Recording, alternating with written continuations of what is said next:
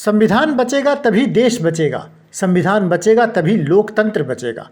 भारत में संविधान का जिस तरह से अपमान हो रहा है और हर स्तर पर जो अराजकता फैली है, उससे निपटने के लिए समान विचारधारा की पार्टियों और संस्थाओं संगठनों को साथ आना होगा।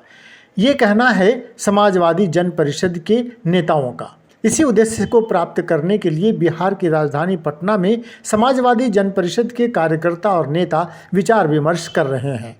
गौरतलब है कि जाने माने समाजवादी नेता किशन पटनायक ने समाजवादी जन परिषद की स्थापना की थी।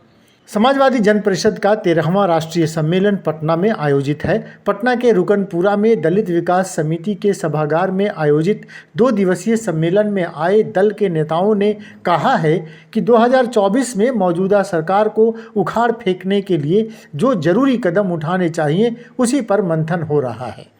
परिषद के नेताओं ने कहा है कि वर्तमान सरकार के सामाजिक, आर्थिक और राजनीतिक विचारों के साथ चलने वाली अन्य पार्टियों का भी विरोध किया जाएगा। परिषद के इस सम्मेलन का समापन 6 नवंबर को होगा। देखिए, देश में जो संविधान का प्रेम्बल में है समता, स्वतंत्रता, बंधुता व न्याय, आज जो शपथ लेने का टाइम में इस बात को शपथ लेते हैं मगर अमल नहीं करते हैं और कहाँ भी अमल नहीं हो पा रहा है। दूसरी बात यह है कि देश में अराजकता फैल रहा है।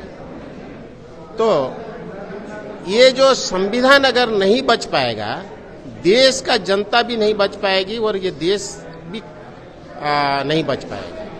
इसीलिए देश को बचाना, संविधान बचाना, देश जनता को बचाना, ये मकसद लेकर के हमने साथी किशन पटनायक के मार्गदर्शक से ये संगठन बनाया 1995 में। तो इसी धारा को हम लेकर के कुछ कर नहीं पाते हैं, मगर क्रांतिकारी एक विचारधारा को हम फैलाने के लिए हम चाहते हैं।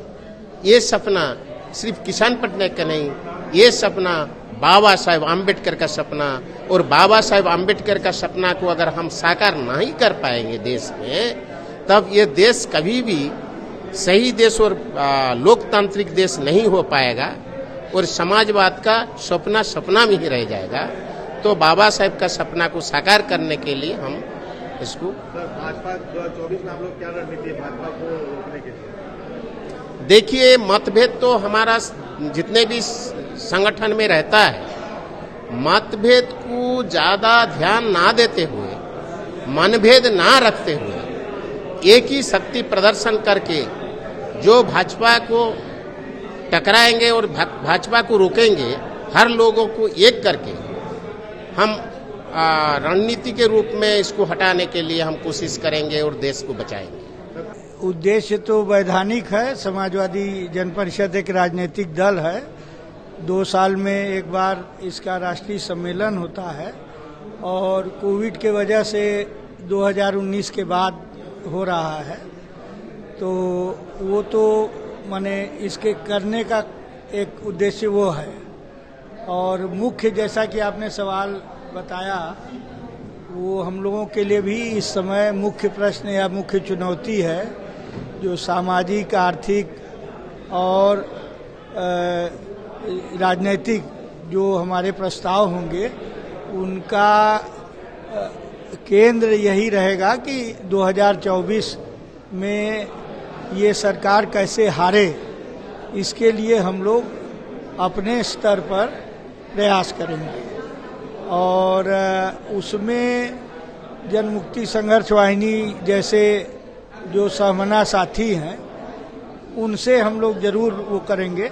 लेकिन 2024 के में इस सरकार को हटाने के साथ साथ हम लोग इन्हीं आर्थिक नीतियों को मानने वाली जो दूसरी मुख्य धारा की ताकतें हैं, उनको भी उनके पक्ष में भी हम नहीं खड़े होंगे। विमर्श न्यूज़, पटना।